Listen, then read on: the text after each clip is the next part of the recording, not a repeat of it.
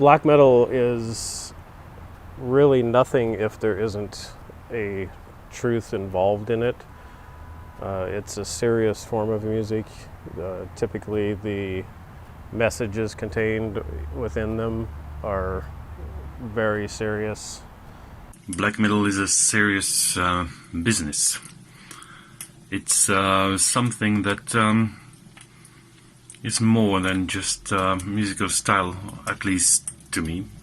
I think that for sure other places on the world can also make the same kind of music based on their history, their historical background. It's a kind of black metal is most of all a special feeling.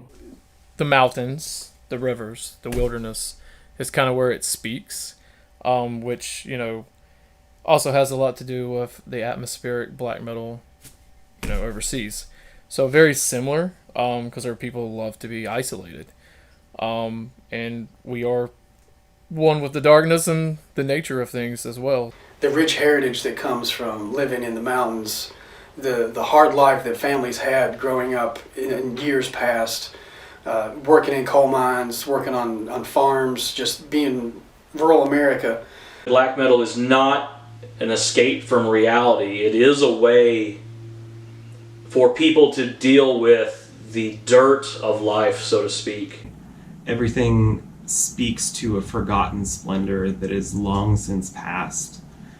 Most everyone that I knew growing up around us was unemployed. No one knew the privilege of leaving or having goals or dreams to work towards. Many gave in to despair. Our area was one of those very heavily hit by the prescription drug epidemic.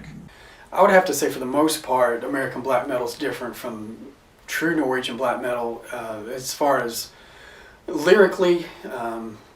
There's not a lot of the same ideas. There are within some bands, but there's also a branching out of lyrical influence.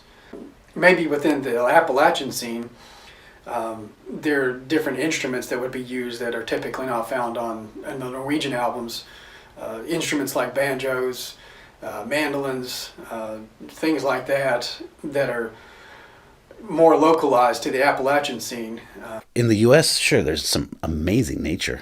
So if you're inspired by nature and you live in the Rocky Mountains or in Canada in some places, or Northern California even, or upstate New York, I mean, there's some amazing mountains, Appalachians, go on forever, but some really great places. So if you're inspired by nature and you live in nature, it doesn't matter where you're from.